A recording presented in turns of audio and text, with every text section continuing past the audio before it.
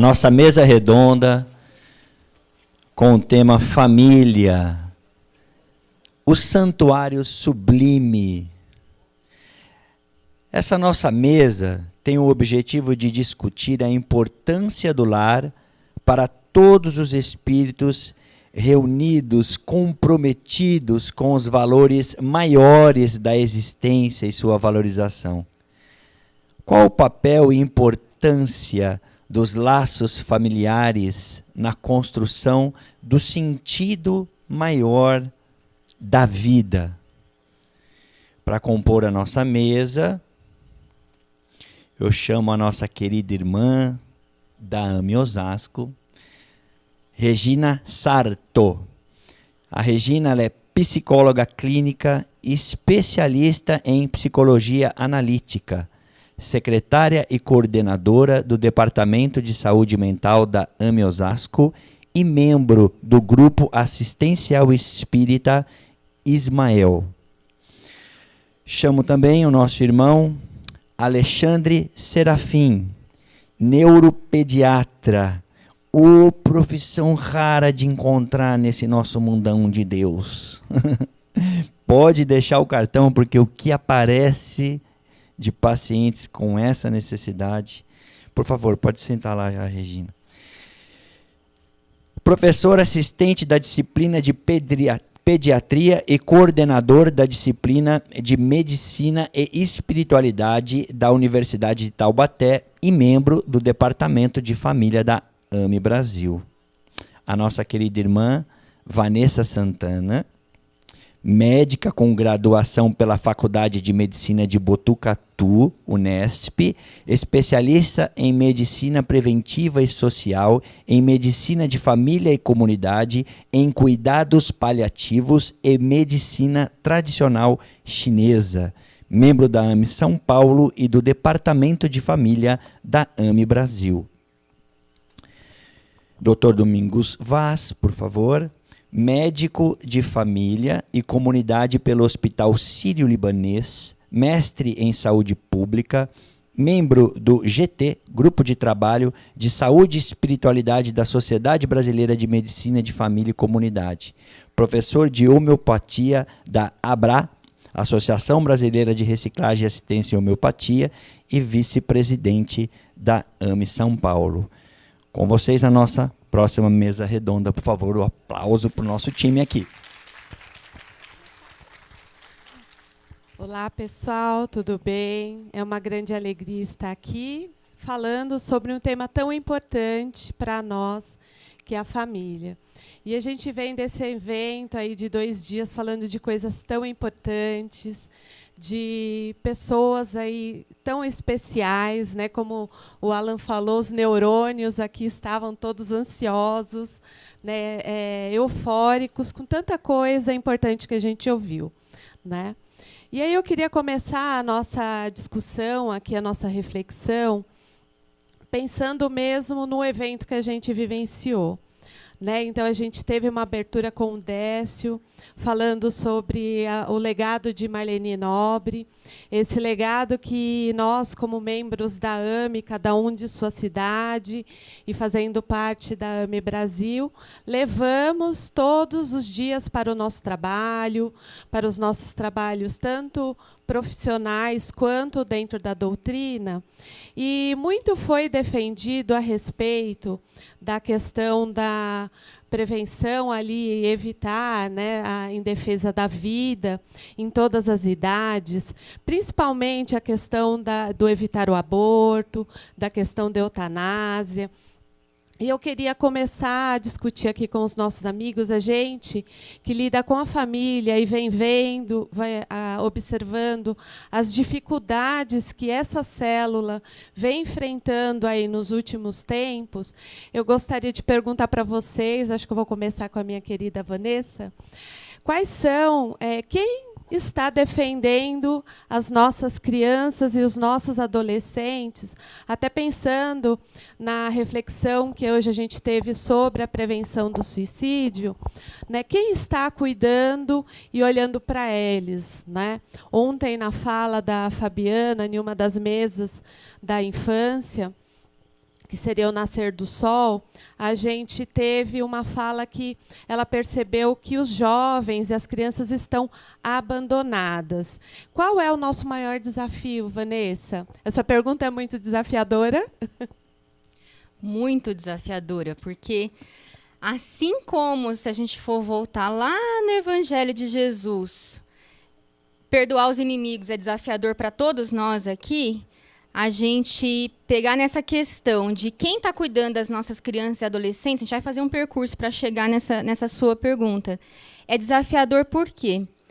A nossa sociedade, ela está evoluindo intelectualmente, né? A gente está desenvolvendo vários recursos, né? O feminismo, mas e as crianças dentro de casa, né? Que a nossa amiga colocou que estão abandonadas, né?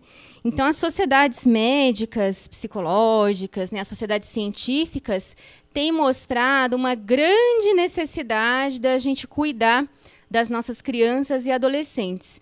E aí eu trago uma reflexão, uma frase, como na mesa anterior nosso amigo colocou, que uma frase do André Luiz dá uma meditação, né?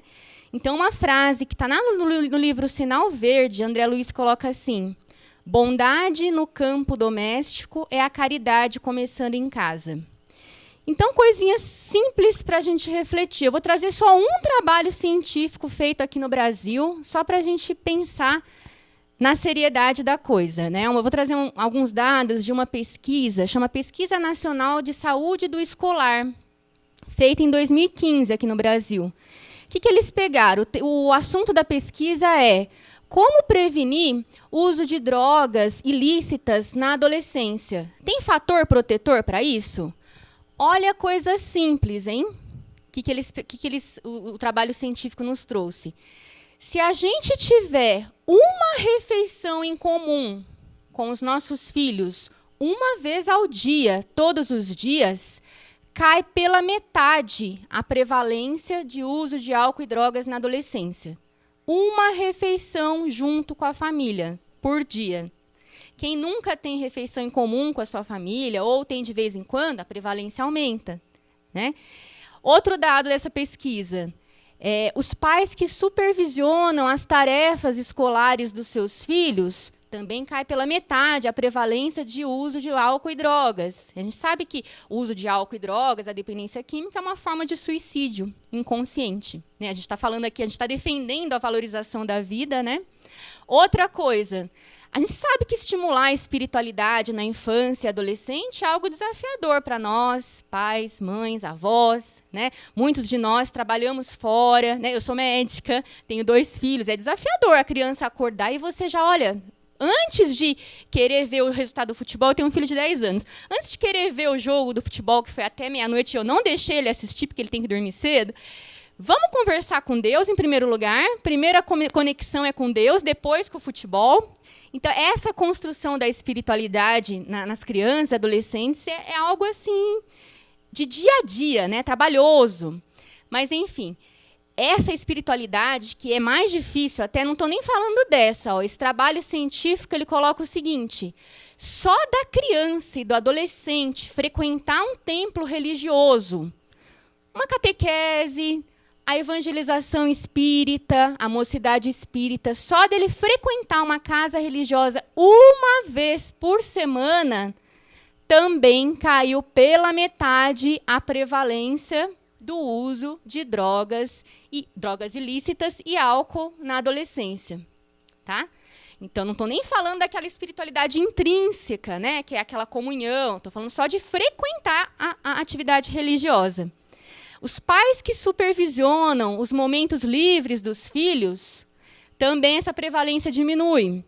Os pais que não têm consumo de bebida alcoólica em casa, ou os que não fumam, os pais que não fumam, caem 8 vezes a prevalência do consumo de álcool e drogas na adolescência. Os pais que não trazem bebida alcoólica para dentro de casa, tem aquela coisa, melhor que ele faça uso de bebida alcoólica, primeiro que é proibido antes dos 18 anos, né? E a sociedade médica, científica, está querendo que isso aumente para 21 anos, porque lesa neurônio. O professor depois pode comentar isso, né, professor Alexandre?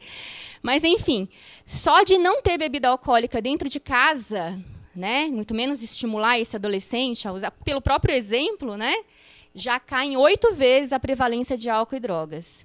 Então, assim, a gente está falando, e cigarro cai em 5 vezes. A pessoa, pais que não fumam, né, cai em 5 vezes a prevalência dos seus filhos usarem álcool e drogas. Então, a gente está falando de coisinhas simples do dia a dia, que a gente não tem noção da importância que é você ter uma refeição em comum com seu filho. Olha o laço familiar, como é importante a família na construção desse mundo de regeneração que a gente quer. Então, fica a reflexão para nós, gente. Nosso mestre, né, ele traz lições que muitas vezes para nós é um idealismo, né? Puxa, perdoar o meu inimigo. Mas, olha, ele traz esse convite, amar o meu próximo mais próximo. E a caridade começa em casa. A bondade no recinto doméstico é a caridade começando em casa. Então, eu doar o meu precioso e valoroso tempo ali, ó, cobrando a educação, supervisionando, né, a lição escolar dos meus filhos, dedicando um tempo precioso que eu tenho, né, para ter uma refeição em comum todo dia com meu filho. Isso também é valorizar a vida desde o início até a finitude, né? É no nosso dia a dia a gente ter essas atitudes de realmente o amor em prática. Achei bem importante isso que você trouxe, né, Vanessa, dessa parceria de vida, de trabalho. E quando a gente pega o próprio tema, né, que nós estamos aqui para defender e refletir, né, que é a família, o sublime santuário, quando a gente pensa em pega já a própria palavra, sublime seria perfeito. Santuário, né, esse local de conexão. E quando a gente imagina o santuário, né, todos nós temos as nossas práticas espirituais, a gente chega na nossa casa espírita, ou pensando aí numa dimensão da espiritualidade, numa igreja, a gente vai buscando essa conexão com o Pai Maior, um local de acolhimento, um local ali de o auxílio, né, vindo do alto ali de apoio. É um lugar que a gente se sente à vontade de ser quem somos, buscando esse acolhimento sem julgamento, né? E durante esses 2 dias a gente discutiu bastante a respeito desse lugar de julgamento e como eles vão interferindo as nossas relações. Então, se a gente for fazer aqui uma reflexão, o casal ele se encontra, aí vem ali aquele amor crescente, a gente pensa assim, vamos construir uma família, e aí vem uma série de idealizações que a gente acaba projetando sobre os nossos filhos, as nossas crianças. E aí eu gostaria de perguntar aqui para o Domingos, espero que não seja uma pergunta muito desafiadora, como que dentro dessa vertente que a Vanessa trouxe, a gente pode estabelecer essas conexões sem esse julgamento ou sem esse peso que é dado aos jovens, à criança ou adolescente, que muitas vezes assim eu recebo no meu consultório, há pouco tempo eu recebi um menininho, que o pai desanimou ele de jogar futebol, porque no primeiro jogo ele já não foi bem. Aí o pai falou assim, você não leva jeito para isso. E hoje, em uma das nossas conversas, foi dado, né, o exemplo. É na persistência, ali fazendo no dia a dia, que a gente vai se transformando. E aí eu gostaria de perguntar, Domingos, como que fica essa conexão com essas idealizações? Então, boa tarde a todas e todos. Fazendo uma reflexão aqui, desde que a gente começou a se entender por evolução biológica, né, o primeiro momento que a gente vê a família surgir ao longo da nossa história evolutiva, é no momento que nós passamos para a fase reptiliana. Foram os répteis que inventaram a família por primeiro, foram os primeiros a constituir ninho. Até então os animais eles se reproduziam de forma meio aleatória, mas eles sentiram a necessidade de alguma forma de poder se reproduzir e se proteger a partir da constituição do ninho. Então, quando a gente olha ali a mamãe jacaré, a mamãe crocodilo, com aqueles bichinhos dentro daquela boca enorme que pode matar uma cobra, mas que protege aquela lagartixinha pequenininha que é o bebê crocodilo, a gente já começa a entender que a família surgiu ali. com esse sentimento de proteção. Ainda que ela não protegesse a do outra não, tá? A proteção é só para a família dela. E aqui a gente já começa a entrar justamente no cerne do que você está me perguntando. Porque o termo família é um termo que vem carregado desse significado, desse sentido de proteção, mas ao mesmo tempo ele traz um peso, e as palavras, eu acredito muito nisso, elas têm um peso muito importante, que o próprio Cristo vivenciou à época dele. Família vem de famulus, né, do antigo latim, aonde diz respeito a uma pessoa que tinha o pátrio poder, né, o pater, de onde vem a palavra pai, patriota, patrimônio. E esse pater, ele era dono, entre outras coisas, da esposa, dos filhos, dos seus escravos. Então tudo aquilo fazia parte da família. Esse entendimento parece meio duro e pesado, mas ele perpassa ao longo das gerações, descontinuando daquele processo inicial do sentido de proteção. Então, em nome de uma suposta proteção, aquela pessoa ela tinha um determinado direito sobre aquelas pessoas. E por conta disso, as pessoas deviam respeito a elas. Isso a gente vê muito elencado quando Jesus, por exemplo, ele é interpelado. Na época que ele estava fazendo as suas pregações, olha, sua mãe, seus irmãos estão aí fora para te levar, porque não está certo isso que você está fazendo. Está indo de encontro à família. O futebol não é para você. Isso não te serve. Você não está... E o que Jesus responde? Em se tratando de um evangelho narrado por Lucano, que escreve em grego, Jesus responde, quem é a minha família? Só que família em grego não tem esse significado dos romanos. Família em grego é oikos. Oikos, de onde vem a palavra ecumênico, ecológico, ecologia, casa comum. Então, quem é meu oikos? Quem é a minha família? Quem mora comigo? Quem compartilha da mesma casa? E ele complementa para explicar exatamente o que ele está querendo dizer. Olha, está na hora da gente entender que família é muito mais do que simplesmente aquele pensamento do réptil que só protege os seus.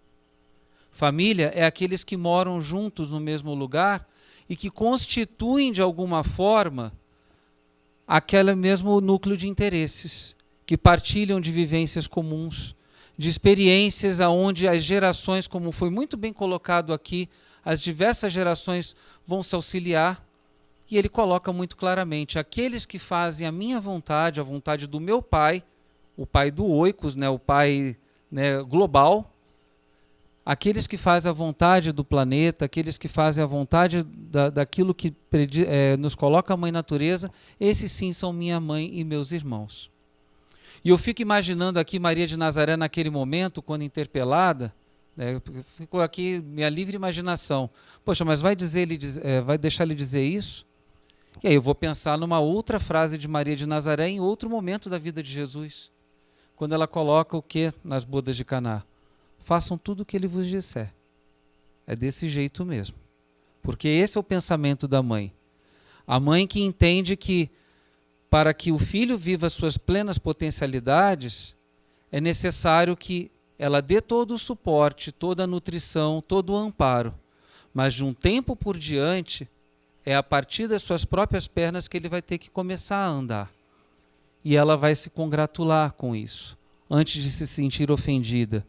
E aí, nesse momento, nada mais precisa ser dito, porque aí a gente já vai ter estabelecido a conexão com o sagrado, que é o que remete ao santuário.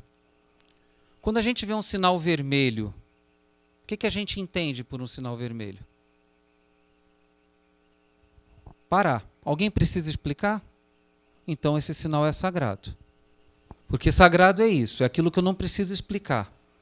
E as relações familiares, de alguma forma, para que elas sejam sacralizadas e vividas, portanto, no santuário, elas têm que se colocar numa perspectiva realmente de nada que precisa ser explicado. Porque sinal que eu preciso explicar não é sinal.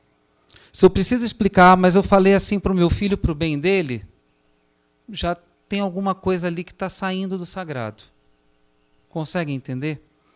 Então, nesse momento, né, já devolvendo aqui para que meus colegas possam continuar falando, eu entendo que vivenciar a dimensão do sagrado na família é justamente naquele momento em que eu me desfaço desse conceito que vem atravessando gerações e gerações e trazendo um peso muito grande, né, àqueles que nascem aqui agora, sistemicamente falando, de que, olha, daqui por diante você vai ter que crescer, você vai ter que ser o pai da família, você vai ter que ser o chefe, né? E não importa pai da família aqui, se é pai, mãe, não estamos falando aqui do ponto de vista do gênero, estamos falando do ponto de vista da funcionalidade. Está na hora de começar a deixar essa família como sendo algo que defenda o patrimônio, no sentido de vamos nos fechar aqui em nós, aquele sentido reptiliano, para defender, quem sabe, uma aliança mais com Maria, com a mãe, no sentido de matrimônio, aonde a gente começa a vivenciar não aquele sentimento de posse ou de continuidade, mas o sentimento de aliança na vivência das nossas pluralidades, nas nossas potencialidades, naquilo que a gente tem de melhor. E isso não importa em que gerações a gente vai estar falando. Pode ser de pai para filho, pode ser de filho para mãe, de irmão para irmão, mas o respeito ao plural, que é a família na qual nós habitamos.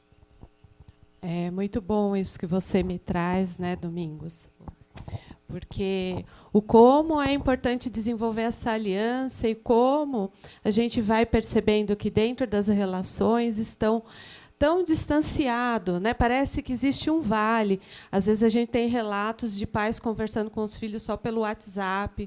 A gente tem tecnologia, então o filho está no quarto, a mãe está na sala ou na cozinha fazendo o almoço e vai chamar assim: olha, vem almoçar que está na hora. E aí só se encontram assim, ou às vezes nem tem esse momento de conexão, né? Antigamente, não lá tanto tempo atrás, né, Vanessa? Não, assim, para nós, que a gente tinha horário de assistir TV. Então, era assim, todo mundo sentava à mesa, comíamos todos juntos, todos tinham que sentar à mesa, e depois tinha só uma TV em casa. E ali era um momento que todo mundo acabava discutindo as questões, discutia até qual era o programa que ia assistir, porque era uma só. E à medida que a tecnologia foi surgindo, à medida que as facilidades da vida foram surgindo, houve-se também um distanciamento, no qual assim cada um fica no seu espaço e não interage mais. Então, às vezes, a gente acaba vendo, acho que em todos os consultórios aqui, às vezes a mãe e o pai não sabem nem o que está acontecendo na vida do adolescente, da criança, e a criança fala mais para o profissional, no meu caso, como psicóloga, ou para a professora, né? E acaba os pais não acompanhando a vida. E como até em uma dos estudos de hoje, vai gerando um vazio existencial. Tanto para os pais, que acabam ali de alguma forma, buscando ocupar esses espaços, e os filhos também. E acabam ficando à mercê da própria sociedade ou da própria educação que a escola vai dar. Mas aí a gente está falando de um professor cuidando muitas vezes de 40 jovens, e ele não consegue nem lidar com ele mesmo. Então, Alexandre, eu gostaria de perguntar, como que é para você, como que você percebe o impacto dessas relações, tanto na questão ali emocional, quanto social, quanto espiritual dessa família? Bom, primeiro agradeço o convite de estar aqui hoje, foi muito honroso esse convite, agradeço bastante. Pegando todo esse gancho que foi falado, os trabalhos hoje que estão saindo sobre dependência tecnológica estão concluindo que nós estamos com um desarranjo familiar e social importante. Exatamente isso que foi falado, um distanciamento, né, da própria família, onde você, hoje cada um fica com o seu celular, o seu tablet, e não tem aquele convívio, aquele bate-papo e tudo mais. Eu tenho uma certa experiência, que minha área dentro da neuropediatria é uma área que estuda neurodesenvolvimento, e também há 30 anos como professor universitário e responsável por uma disciplina que chama-se Medicina e Espiritualidade, que eu criei há 12 anos atrás. E eu percebo percebi, ao longo desses anos, a mudança que vem ocorrendo do ponto de vista dos alunos ali que eu converso. Por exemplo, quando eu comecei essa disciplina, a primeira pergunta que eu fazia na minha primeira aula era: quem tem uma religião? Então, numa sala de mais ou menos 80 alunos, basicamente todos levantavam a mão. Dificilmente alguém não levantava a mão. Mas eu considerava não só a questão religiosa, como a questão também espiritual, ou seja, quem acredita em algo sagrado. Então, basicamente, todos levantavam a mão. Então, tinha católicos, protestantes, espíritas, budistas, hinduístas, os que buscam a espiritualidade, mas todos levantavam a mão. Aí eu fazia a segunda pergunta: quem faz prece diariamente? Pelo menos 60%. Quem faz prece uma vez por semana? Quase todos. Quem faz prece uma vez por semana quando vai no seu local religioso? Quase todos. Ao longo dos tempos, nesses últimos basicamente 5, 6 anos, quando eu faço essa pergunta, quem tem uma religião, geralmente da sala levantam em torno de 10 ou 12. Quando eu pergunto quem faz prece, basicamente ninguém. Quando eu falo quem medita, ninguém. E nos últimos, basicamente, 5 anos, eu tenho observado um volume cada vez maior de alunos ateus, que não acreditam em absolutamente nada, e até começaram a questionar o porquê da minha disciplina. Então, vejam a dissociação que nós estamos tendo. Eu considero, para que você tenha a constituição de um cidadão, ou seja, uma pessoa de bem, com ética, com moral, a importância do tripé: família, religião e educação. E esse tripé não está bem estruturado atualmente. Os 3 pilares que constituem uma sociedade adequada está meio que ruído atualmente. Então é um momento de reflexão, de retomada de valores, né? de mostrar para as nossas crianças esses valores da família, da religião, da boa educação, para que, quem sabe, se nós começarmos isso agora, daqui mais ou menos 50 anos, tenhamos uma sociedade boa e adequada. Puxando o gancho para a minha área, que é neurologia pediátrica, os estudos em neurodesenvolvimento mostram que o cérebro da criança, ele quase quadruplica o seu tamanho nos primeiros 6 anos de vida. Isso quer dizer o quê? Que a maior parte das conexões neurais, né, chamadas sinapses, ocorrem nos primeiros 6 anos de vida. E a neurociência sabe que as informações mais persistentes e mais fortes são as que vão formar as conexões mais duradouras que vão repercutir para o resto da vida daquela criança. Sejam informações boas ou sejam informações ruins. Então, quanto mais persistente for o estímulo que aquela criança está recebendo, mais fortes são as conexões cerebrais que ela vai fazer. E isso vai repercutir para o resto da vida dela. Então, às vezes eu me pergunto, o que está acontecendo que nos últimos 10 anos houve uma inversão de alunos que acreditavam em algo superior sagrado para alunos que não acreditam em mais nada.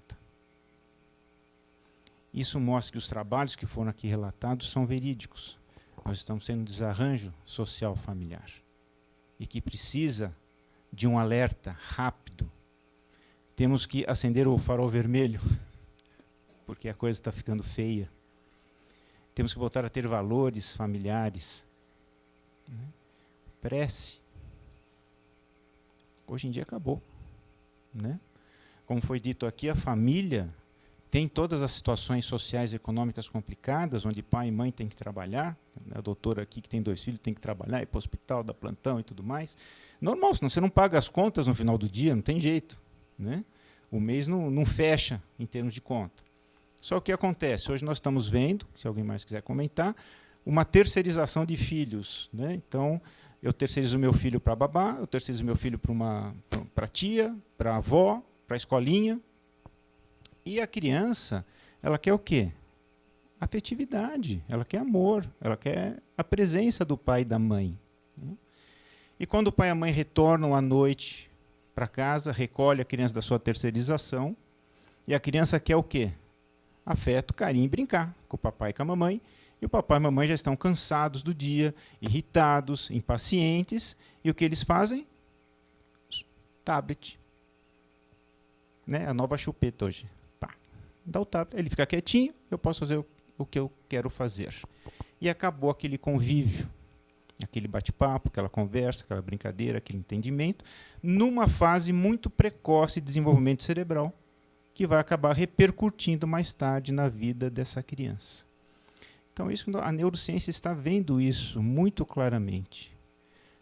A sociedade que não está vendo. E a sociedade tem que começar a ser esclarecida e orientada, se não quiser sofrer cada vez mais. Muito bom o que você trouxe, né, Alexandre? Porque é exatamente isso que a gente vai percebendo.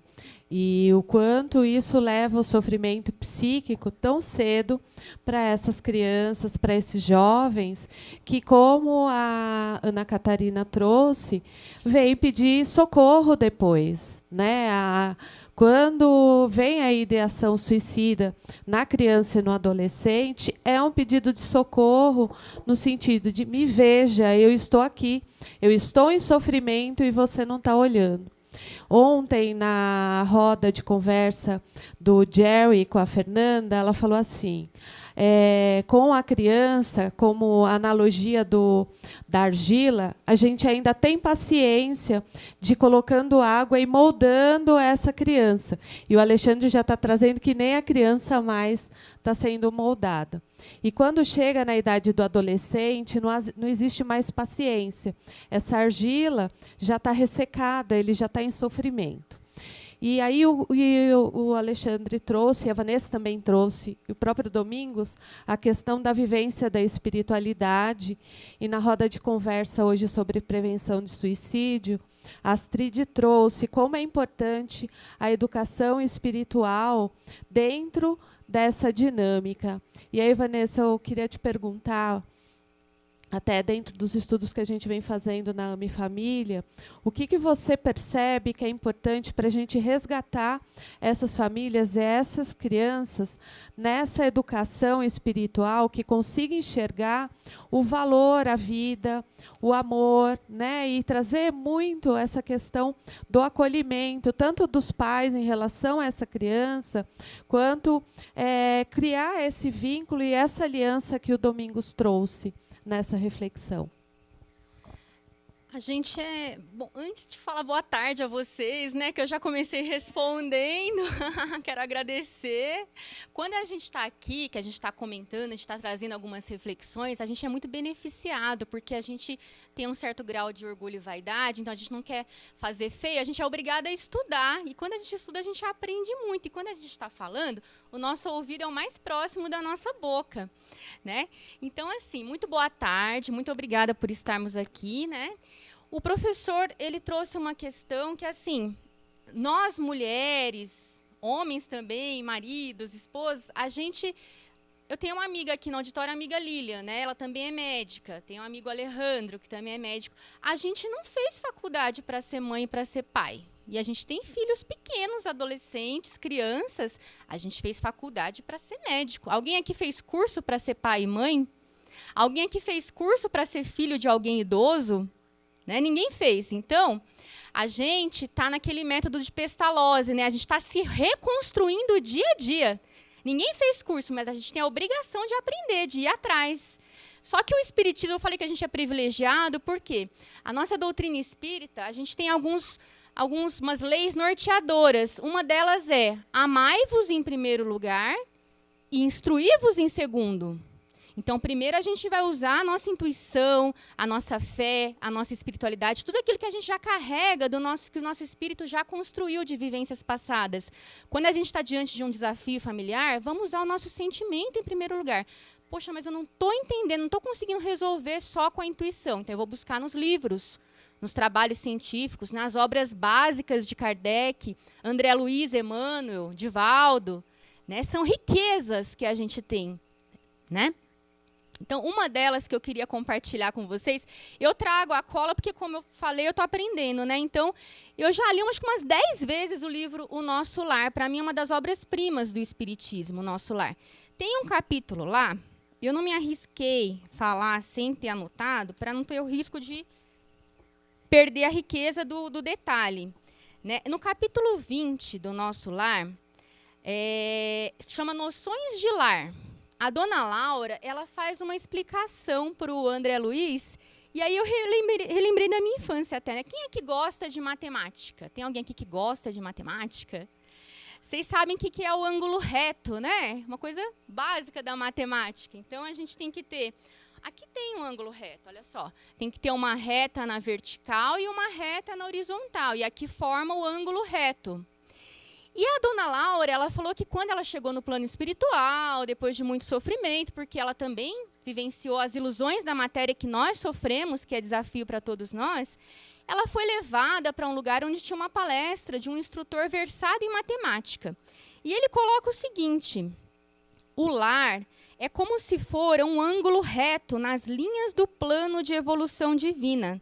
A reta vertical é o sentimento feminino, envolvido nas inspirações criadoras da vida.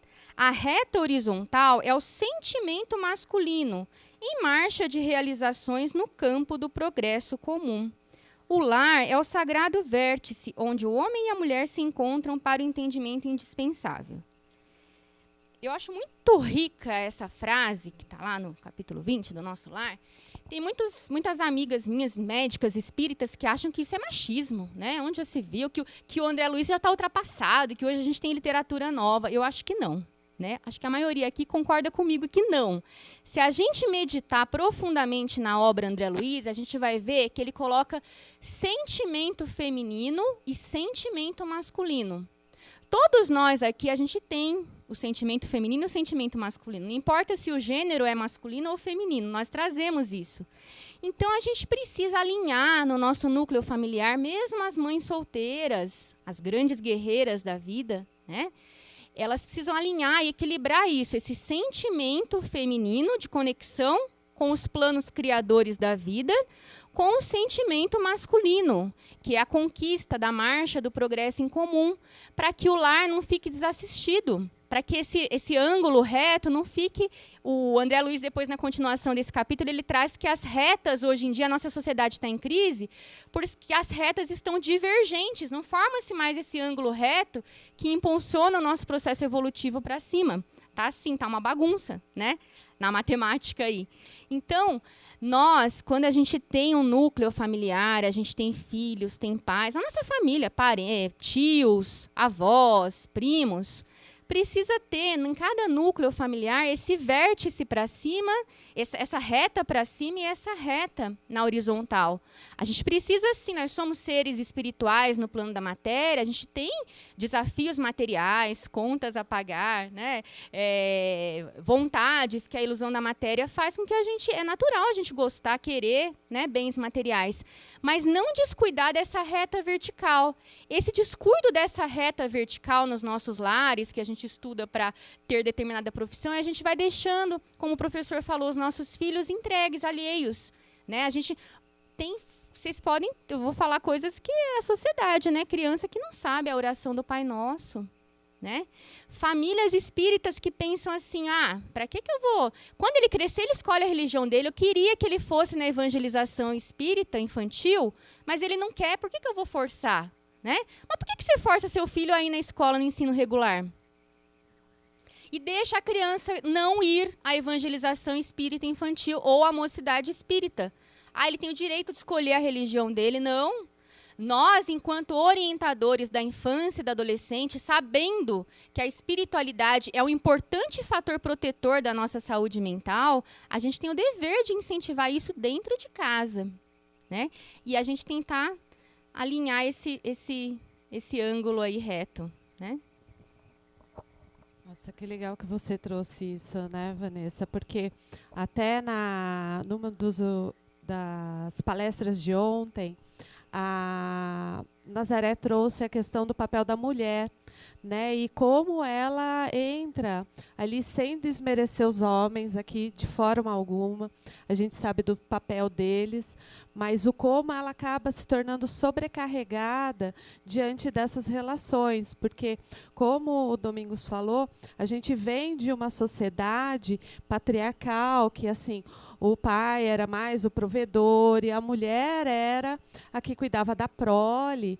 E você veio trazer essa questão desses dois sentimentos. Aqui a gente não está falando de gêneros, mas a gente está falando desse acolhimento, né? Dentro da psicologia analítica a gente traz que a ânima, né, que seria o lado feminino ali, a energia feminina, ela traz o acolhimento, o afeto, e a energia masculina ali traria a força de trabalho, o direcionamento. Então, como é importante esses dois lados. E como também pensando nas questões práticas, é importante que haja essa aliança, como o Domingos trouxe, desse equilíbrio dentro dessas relações para não sobrecarregar nenhum nem outro, cada um ocupando esse papel. Domingos, como que você imagina que a gente pode aqui compartilhar com as pessoas que estão assistindo aqui e ouvindo, que a gente possa organizar, então, essa família? Eu sei que não tem manual de instrução, até uma das perguntas falou, mas ainda a gente não nasce com o que vai fazer no papel de pai ou papel de mãe para dar um auxílio para esses jovens e para fortalecer essa aliança, mas o que você pensa que hoje está faltando para as nossas famílias para a gente chegar nesse equilíbrio? Tem uma fala de Winnicott, que é um grande psicopedagogo, psicoterapeuta, que diz que no sentido de sermos pais e sermos mães, e aqui a gente está falando dessas energias que eu me refiro a elas como masculino e feminino sagrados, né? Podemos nos referir a ela assim. Não há como ser perfeito nesse processo. Aliás, não é para ser perfeito. Essa que eu acho que é a grande questão. É para sermos suficientemente bons.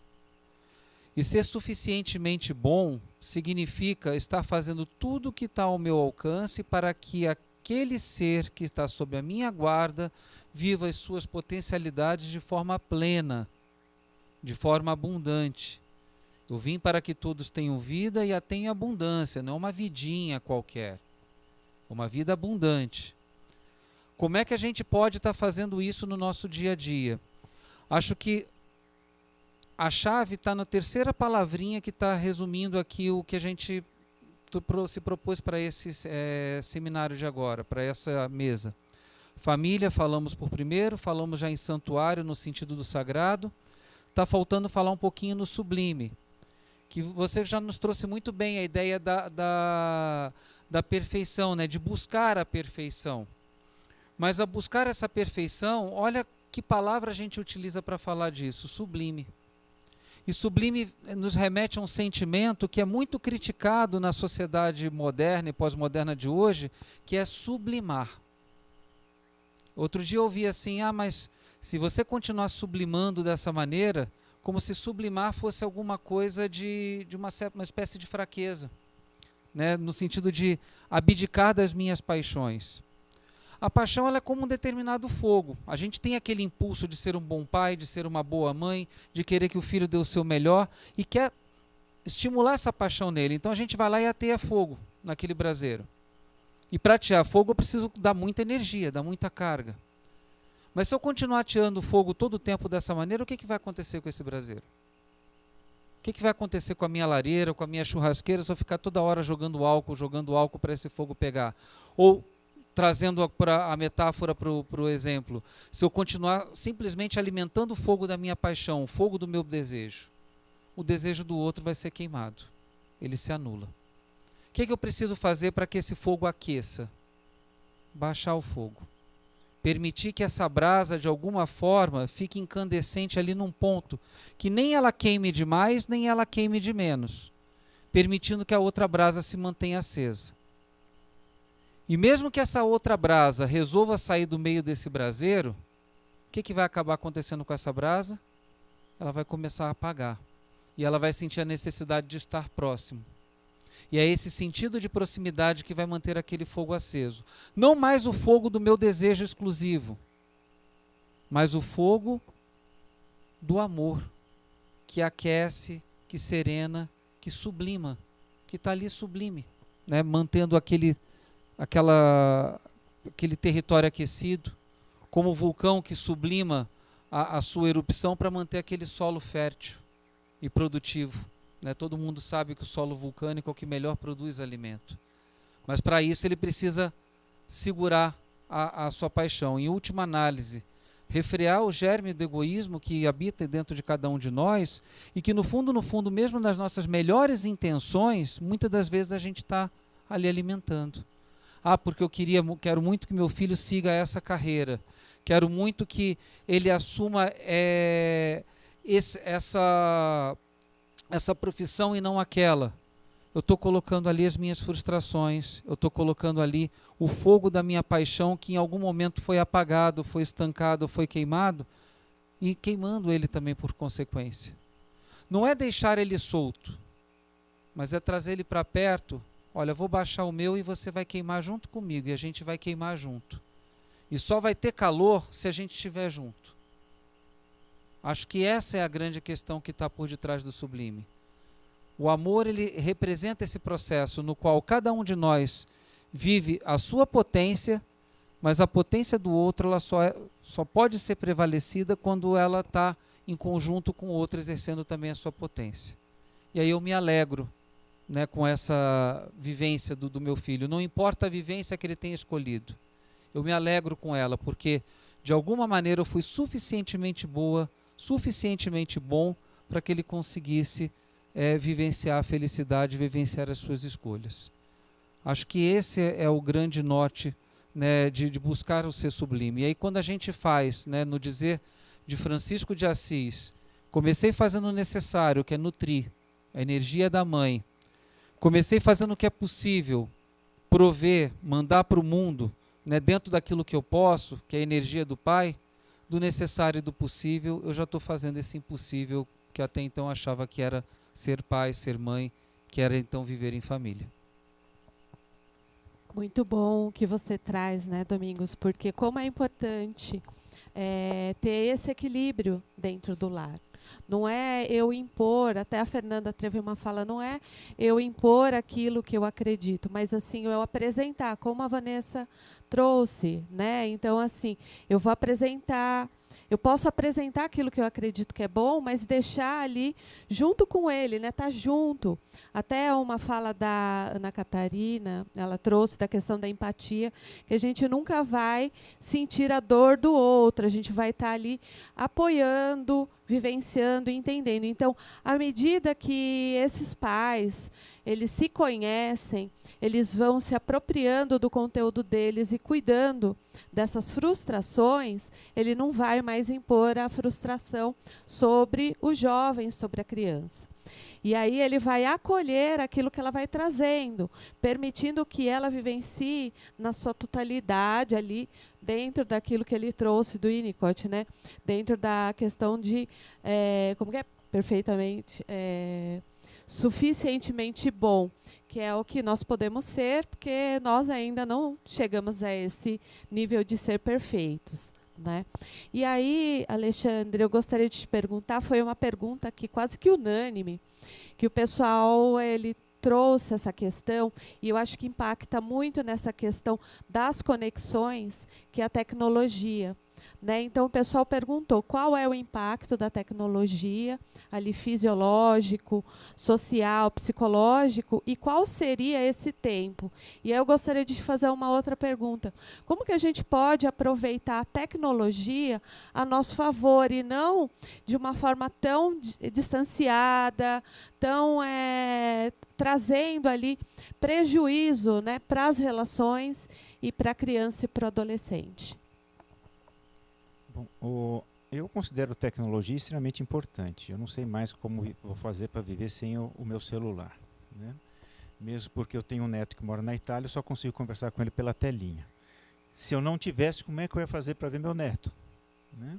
Então a tecnologia ela é extremamente importante, ela é necessária, ela vem trazendo um crescimento muito importante em todas as áreas, na área industrial, na área médica, em todas as áreas da tecnologia, ela vem trazendo grandes recursos, só que nós temos que aprender a usá-la de forma sábia.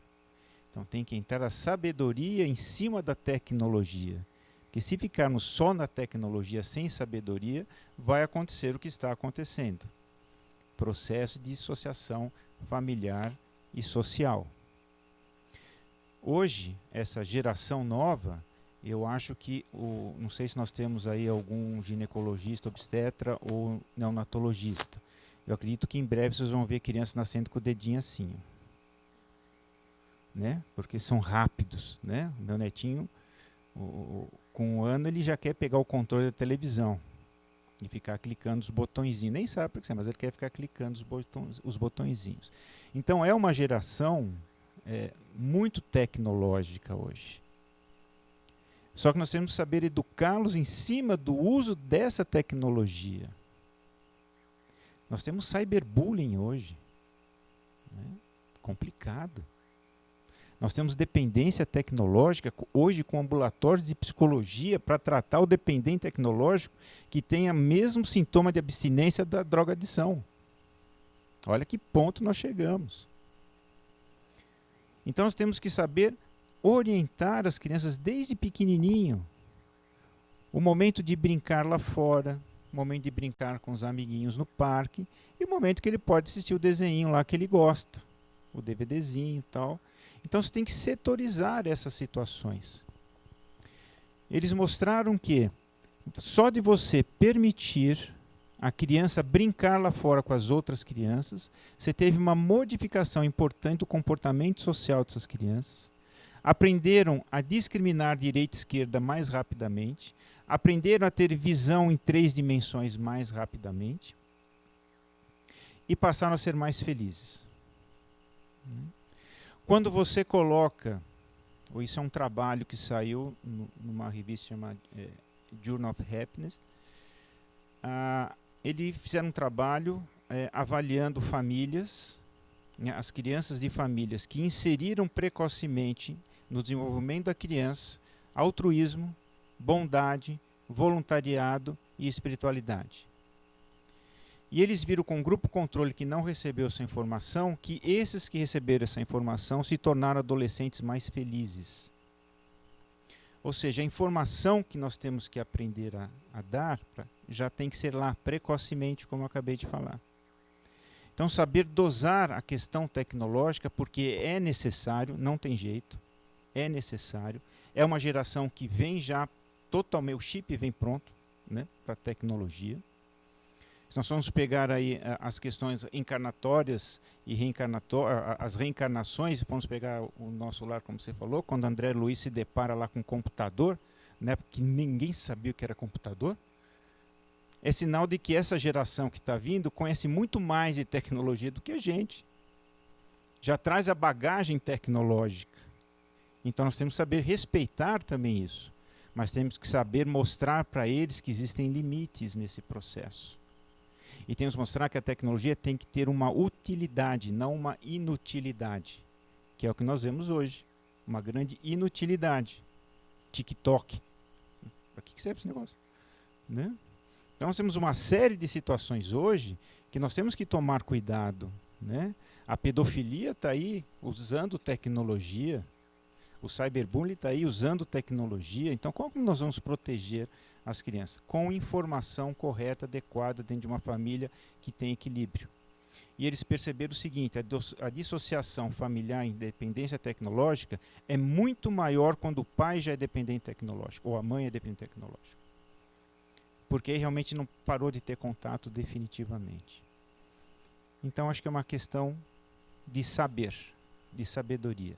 Aliar tecnologia e sabedoria é a melhor forma de nós criarmos uma sociedade que vai ser tecnológica, mas vai saber como utilizar adequadamente essa tecnologia.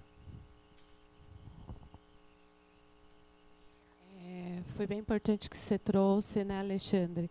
Até compartilhando sem abrir sigilo, eu atendi uma jovem logo depois da pandemia, que ela falava assim, eu não preciso das outras pessoas. Ela ficou praticamente 2 anos tendo aula pela telinha e ela não abria a câmera, detalhe. Então as pessoas não viam ela. E aí, dentro do processo, né, eu fui estimulando ela a ter contato com os amigos, porque daí ela voltou, ela estava com 9 anos, né, então é uma fase de socialização importante. E aí, depois de alguns meses de sessão, ela, nossa, como é legal, né, sair para jogar boliche. A alegria assim, que ela tinha. Nossa, como que é legal ter amigos, né? E é isso. Eles vão acreditando que eles não precisam se conectar com as outras pessoas, porque eles já estão conectados pela tecnologia, né? Então, eu vou contar só uma historinha breve. Eu participei de um congresso de uma mesa sobre dependência tecnológica. Tínhamos lá eu como neuropediatra, tinha uma psiquiatra, tinha um geriatra para dependência no idoso e tudo mais. E aí e tinha um psicólogo também. E aí ele contou o caso de uma menina, que eu vou falar para vocês, que eu achei assim o cúmulo do absurdo. A menina de 16 anos pediu para a mãe levá-la a um parque que ela queria fazer uma caminhada ao ar livre e tal, depois ela voltava para casa. Aí a mãe levou a menina, deixou lá no parque para ela fazer a caminhada dela. E a polícia achou essa menina sentada ali num cantinho chorando. E a polícia falou, não, o que aconteceu, minha filha? Acabou a bateria do meu celular. Pô, mas tudo bem, ué. Qual que é o telefone da sua mãe que eu ligo para ela? Eu não sei, porque está aqui no celular, eu só clico, eu não sei o telefone dela. Qual que é o endereço da sua casa? Eu não sei porque tá registrado no Google Maps, eu coloco aqui, ele me leva para casa. 16 anos, gente. Não sabe voltar para casa porque não sabe o seu endereço, porque está no celular, que acabou a bateria, e não sabe o telefone da sua mãe para poder ligar nem da sua casa. O que a polícia fez? Levou ela para carregar o celular para conseguir falar com a mãe e levar ela para casa. Olha que situação que nós estamos chegando, gente. E se a gente ficar então sem energia elétrica, já viu, né? Não encontra mais. Brincadeiras à parte, mas é isso mesmo que a gente está vivenciando. E eu queria jogar uma pergunta para o Domingos, quero aproveitar e abusar dele. Joana de Ângeles, ela fala bastante sobre a questão do amadurecimento psíquico. Como é importante a gente ir desenvolvendo esse amadurecimento psíquico para nós entrarmos em contato com o nosso eu mais profundo e encontrar o caminho do sentido da vida, daquilo que faz sentido para nós. Domingos, como você enxerga que esses pais possam fazer este amadurecimento para ajudar o amadurecimento psíquico dos nossos filhos? Então, eu estava ouvindo vocês colocando essa questão da tecnologia e tudo mais, isso me remeteu muito à fala da mesa da manhã sobre a questão do vazio existencial.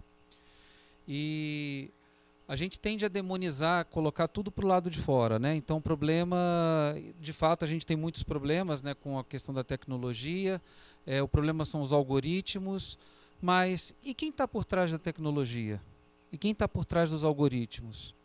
E talvez na década de 70 o problema fosse a televisão, né? E quem está por trás dessa coisa de ficar toda hora colocando a criança de frente para a TV e enquanto eu precisava cuidar das coisas, e talvez para trás, e mais para trás, e mais para trás, o problema está justamente nessa questão da gente não admitir esse espaço do preenchimento do vazio, de nos entendermos como necessitados do ponto de vista espiritual. Eu fiquei muito feliz quando ouvi de manhã da Letícia a evocação daquela primeira bem-aventurança, bem-aventurados os humildes, né? E eu quero justamente trazer a raiz da palavra humilde, né? Justamente significa ser filhas e filhos da terra, de nos entendermos como filhos deste globo que nos habita, como filhos da mãe, da Pachamama, da Mama Pátia, da Mãe Terra, da Mãe Natureza. E para nos entendermos como filhos e filhas dela, é necessário que a gente se entenda necessitado de coisas e não completos. O amadurecimento psíquico passa justamente por aí. Não é a gente achar que está pleno e chegamos aqui no topo, não. É perceber que a gente precisa de ajuda e precisa de auxílio. Dos filhos, inclusive. Deles e sobretudo deles. Porque eles nos ensinam na sua forma de ser, na sua forma de estar. Às vezes, no escorregão nosso, eles têm uma fala que, nossa, realmente eu preciso aqui corrigir a rota. E não se sentir daquele tempo, né, que, né, eu já sou oriundo um pouco desse tempo, né, de que cala a boca, né, obedece teu pai, né, faz o que eu mando, mas não faz o que eu faço. Que é justamente o contrário da fé, porque fé é fazer aquilo que fazer conforme está escrito, né, e não fazer só por conveniência. Então, vivenciar a fé no seu sentido mais profundo é justamente se sentir necessitado, para que necessitado a gente possa receber. Ninguém vai receber coisa nova se tiver de mochila cheia. A gente precisa esvaziar as nossas mochilas. E aí o nosso jugo fica mais suave. O nosso fardo ele fica mais leve. E a gente começa a entender assim, agora estou começando a entender o que ele quis dizer com isso. Dessa coisa de carregar a cruz. Carregar a cruz não é carregar um peso. É carregar a necessidade de fazer algo, ainda que você se sinta incapaz para aquilo. Mas você entendendo que você vai ser capacitado, porque de alguma maneira, para estarmos aqui, todos nós fomos escolhidos em algum momento. E uma vez que fomos escolhidos, seremos capacitados e ter plena confiança disso, é justamente nos empoderarmos desse processo de que receberemos não só o alimento físico, mas o alimento também psíquico, o alimento espiritual. E por conseguinte, a gente vai dar mais segurança para os nossos filhos entenderem que, olha, via meu pai e minha mãe inseguros também, mas nunca vi eles desacreditando.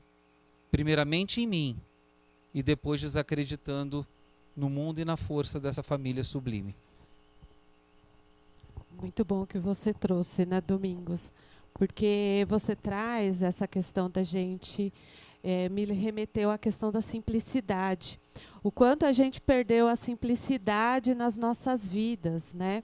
E até veio uma pergunta, eu vou emendar ela na pergunta que eu vou fazer para a Vanessa, né? Mas o quanto talvez, ou como a gente pode colocar um pouco mais de simplicidade para ligar, trazer essa conexão. E aí veio uma pergunta sobre o papel dos avós. E me remete, quando eu estava com meus avós, a coisa da simplicidade, né? Aquela memória afetiva do cheirinho do bolo, da conversa, do cheirinho dos nossos avós, né? Da brincadeira ali, porque na casa do avô nunca tem, não tá os nossos brinquedos os melhores, né? Então, assim, os que têm, aí a disponibilidade do avô, porque já está numa fase diferenciada, de poder estar com aqueles jovens e com aquelas crianças, coisas que hoje, na rotina do dia a dia, o pai e a mãe estão tão preocupados nas questões materiais, e como a gente precisa, é importante a questão material, né? Mas o quanto é importante a gente trazer essa vivência na essência para esses jovens, para essas crianças e na própria família ali, né, trazendo num olhar maior. E aí perguntaram quais eram os papéis dos avós. Mas eu gostaria de perguntar, Vanessa, globalmente, como que a gente pode trazer essa simplicidade que Jesus trazia dessa questão da fé, do amor, mas dessa vivência na essência? Como que a gente pode resgatar isso nas nossas famílias? A gente pode partir dos pilares básicos da vida e da saúde, talvez, né? Então, se alguém já tinha perguntado qual que é o limite de exposição a telas, né, para crianças e adolescentes. Para a gente poder limitar algo para as crianças e adolescentes, a gente tem que fazer um combinado, colocar algo em troca, né? Então, assim, para um adolescente, você falar assim, ó, você tem no máximo 3 horas de exposição à tela, porque mais que isso vai prejudicar a sua saúde mental, física, né? A gente sabe que aumentou a obesidade infantil, aumentaram as dores osteoarticulares. Então, para a gente falar, ó, você tem que respeitar esse limite saudável do tempo de exposição a telas, vamos fazer umas trocas, uns combinados. Então, coisas simples da vida. O que a gente precisa para viver bem e com saúde? A gente precisa ter uma alimentação saudável. Nossa, na minha casa, pelo menos, a melhor comida do mundo é a comida que a minha mãe faz, a vovó, né? Então, para eu convencer meus filhos, assim, para estar comigo na cozinha, às vezes dá muito mais trabalho eles estarem comigo na cozinha. Vocês sabem, né?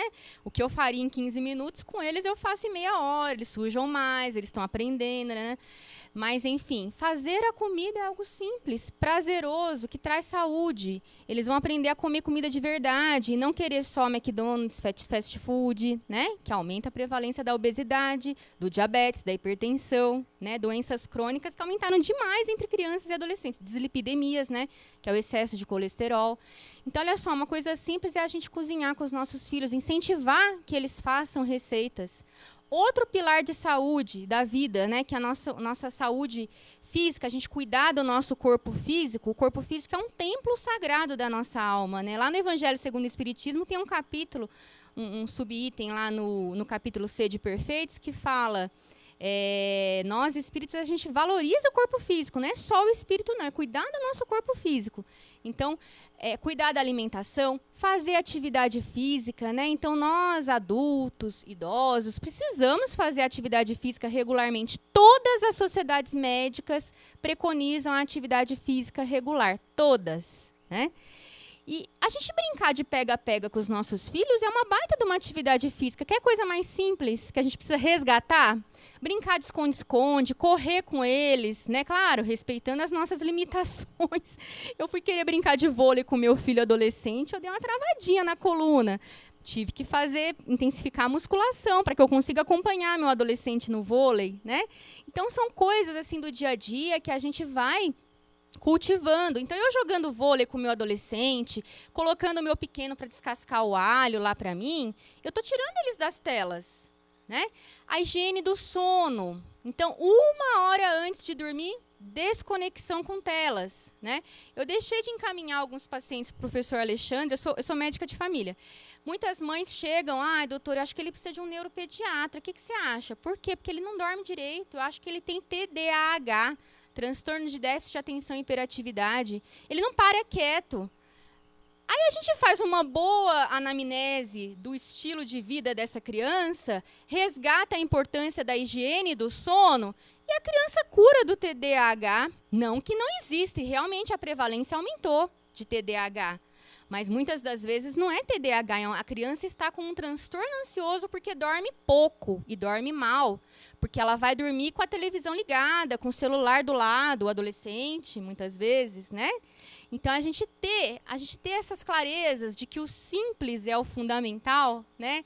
Então, cuidar da alimentação, fazer atividade física, estimular a prática de atividade física na sua criança e adolescente. A Sociedade Brasileira de Pediatria recomenda 1 hora de atividade física ao ar livre para crianças e adolescentes. Infelizmente, nas escolas públicas, o período de educação física diminuiu para 1 hora, uma vez por semana só. Na minha infância eram 2 vezes, eram as aulas mais queridas, né? Hoje diminuiu. Então, a gente tem que incentivar em casa, que eles façam dentro de casa. Se tem condições de frequentar uma academia, um curso esportivo, ou dentro de casa, pular corda, dançar. Atividade física é movimentar o corpo. Nós precisamos ser os facilitadores da saúde dentro da nossa casa, e não colocar desafios, empecilhos, colocar problemas, né? Então, alimentação, atividade física, cuidar do sono, manejo de estresse, estratégias de manejo de estresse, né? Então, é natural, todos nós vivenciamos estresse no nosso dia a dia, né? Atividades que deixam o trânsito, né? No final do dia, como o professor colocou, a gente está cansado. Que estratégias que eu tenho para manejar o estresse? Nossos filhos sofrem estresse, né? Não, mas o que essa criança, esse adolescente tem de estresse? Ele não paga a conta. Olha, os meus filhos acordam 5h30 da manhã. Eles gostariam de dormir até 7 horas, apesar de que eu fico no pé todo dia para dormir cedo. Tem aquela rotina, né? Isso para eles é um estresse, acordar às 5h30 da manhã. Chega sábado e domingo, eles querem dormir um pouquinho mais, né? Meus filhos, né, os crianças e adolescentes, quando eles estão na escola e tem um amigo diferente, faz uma brincadeirinha de mau gosto, isso para eles é uma situação de estresse. Então, coisas simples. Chegou da escola, se a gente está trabalhando, à noite, perguntar como foi seu dia, sua manhã na escola. A gente conversar com os nossos filhos. Quem aqui abraça seus filhos todos os dias? Coisa simples, né? Abraçar os filhos, abraçar o pai e a mãe, abraçar o irmão. Não digo nem abraçar o vizinho, que aí é uma questão de fraternidade básica também. Mas abraçar a própria família. A gente abraça nossos entes queridos, aquele afeto gratuito. Olha só, As sociedades médicas, né, de pediatria, de neurologia, elas recomendam que o recém-nascido, até 2 aninhos de idade, ele tenha 0 tempo de exposição a telas. A criancinha pequenininha, de 3 a 5 anos, no máximo 1 hora, mas pode ficar sem, mas no máximo 1 hora de tempo de exposição à tela.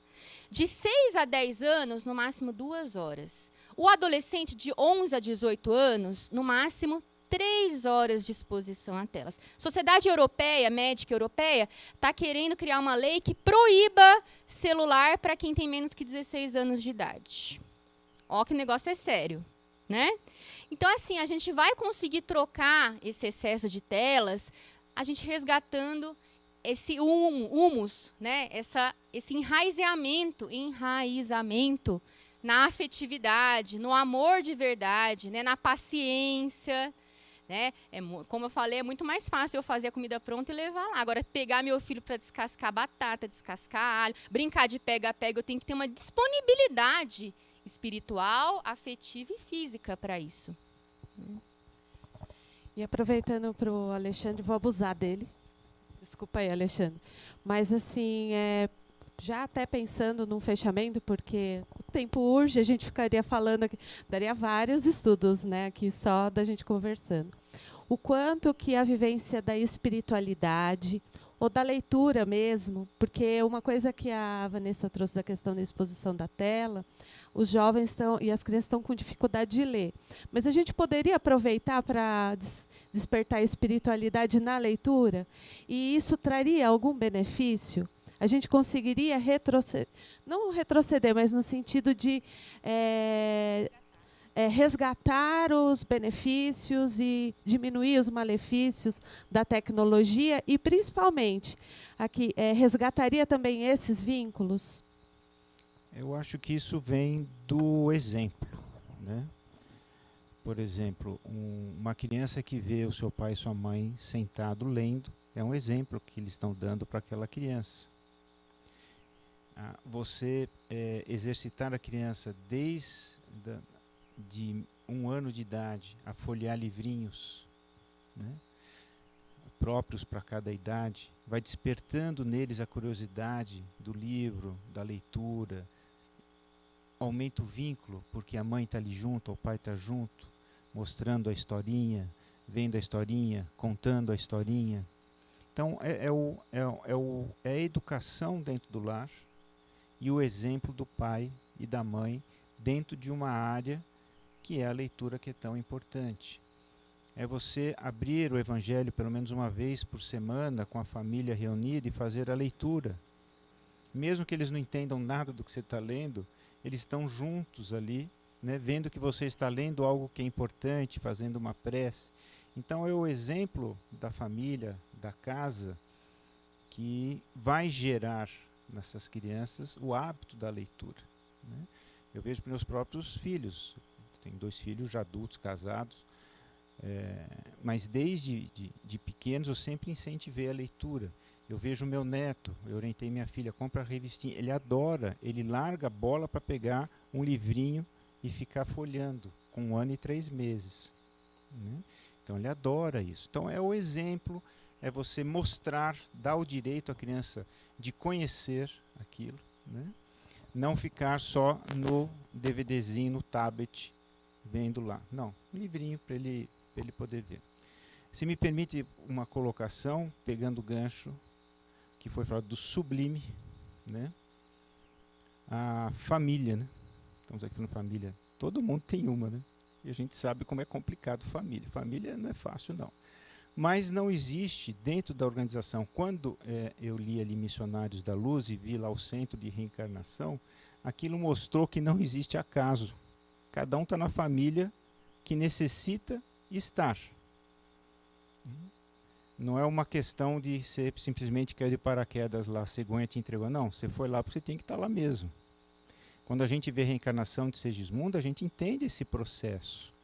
Quando no nosso lar, a mãe de André Luiz fala que tem que reencarnar, apesar de já estar um espírito evoluído, para ajudar o pai dele e mais 2 pessoas que estavam em situação, a gente entende que não há acaso na formação de uma família. Eu atendo famílias complicadas do ponto de vista de terem filhos deficientes. Se nós achamos difícil estar dentro de uma família, imagine estar dentro de uma família de uma criança que tem uma deficiência, seja física, seja mental, seja sindrômico e assim por diante. E para encerrar minha fala, só vou falar um caso de uma família que me procurou com uma criança com deficiência mental. E esse foi interessante porque, devido a ter uma disciplina sobre medicina e espiritualidade, e palestras e texto e tal, essa família me procurou exatamente por isso. Aí essa família veio lá com a criancinha para eu fazer uma avaliação neurológica na criança, e do lado tinha um senhor que se identificou, pensei que fosse avô, mas não. Era um acompanhante que era dirigente de um centro espírita que a família frequentava. Examinei a criança e tal, e a família me questionou o porquê daquilo, já que ele sabia que eu era espírita e tudo mais. Porque lá no centro eles frequentavam, uma determinada médium falou que eles tenham recebido aquela criança porque numa outra encarnação houve um problema onde o pai assassinou aquela criança com um tiro, parará. Ou seja, criou um salseiro danado naquela família. Se a reencarnação foi feita para a gente esquecer o passado, para que você vai puxar essa gaveta? Né? E isso não é um dos casos, tem outros iguais. Né? Essa família extremamente angustiada por causa desse fato. Uma angústia muito grande. E acho que eles queriam outra resposta, mas eu fiz uma pergunta em cima da resposta. Eu perguntei, olhando no olho daquele pai e daquela mãe, o seguinte: vocês amam o seu filho? Eles se assustaram e o dirigente espírita assustou mais ainda. Aí eles falaram: doutor, eu vou confessar para o senhor, eu tenho mais 2 filhos. Aquele negócio que a gente ama igual não é verdade, porque a gente ama muito mais esse aqui do que os outros 2. Aí eu devolvi para eles: então, se vocês o amam nessa intensidade, qual o problema? Aproveite o que ele te oferece dentro daquilo que ele é capaz de oferecer e ofereça tudo o que você pode oferecer para ele. Então aí está o sublime de você ter uma família. Amar. Hoje na minha prescrição entram 2 coisas: amor e prece. E alguns meditação, porque tem uns transtornos de ansiedade que melhoram com meditação. Então tem alguns adolescentes que eu mando meditar. Então nós temos que entender que aquele tripé que eu falei lá no começo, que está ruindo, ele poderá se sustentar com um quarto, que chama-se amor. Mas nós temos que saber introduzir esse amor dentro da família, que às vezes está totalmente perturbada, como essa que veio com uma criança deficiente, e que foi só fazer uma pergunta sobre amor, deu um start, deu um link lá dentro. E eles entenderam que não importa o que aconteceu, o que foi, o que é essa criança. Importante que existe amor dentro de casa. E ponto final. E para fechar, Domingos, como que a gente coloca Jesus dentro da nossa casa para vivenciar esse amor? Sem fazer spoiler a sua próxima palestra, né? Olha, quando o Serafim estava falando, né, brilhante, acho que a gente não tem que fechar a palestra de outra forma, mas me veio uma terceira palavra que significa família também, que todo mundo que tem filho pequeno já viu em algum momento: Lili Stitch, né? Ohana, que vem lá do Ho Oponopono, né? Nunca abandonar, nunca esquecer. Que é a definição de família para ela, que era uma família toda, aspas, disfuncional. Mas naquela disfuncionalidade era justamente o amor que permitia que eles não se abandonassem, não se esquecessem. E se a gente tem que entender que a vivência de Jesus nos nossos lares é vivenciar o sagrado que representa essa família, e a gente disse aqui no começo que o sagrado nos remete a um sinal que não precisa ser explicado, quiçá um dia a família seja reconhecida como os primeiros cristãos foram reconhecidos, por muitos se amarem e por muitos se protegerem, né, do ponto de vista material inclusive. Ou quiçá nem essa explicação se faça necessária, porque sagrada por sagrada a família simplesmente será, porque a essência da família já é ela ser. Então que a gente possa vivenciar a plenitude desse eu sou, que representa a divindade crística, né, entre nós, né, representada pelo Cristo, na presença da própria família, ela sendo. Então eu gostaria de agradecer a todos, né, por acompanhar a Vanessa, ao Alexandre e ao Domingos, que ainda vai fazer uma palestra aí muito boa.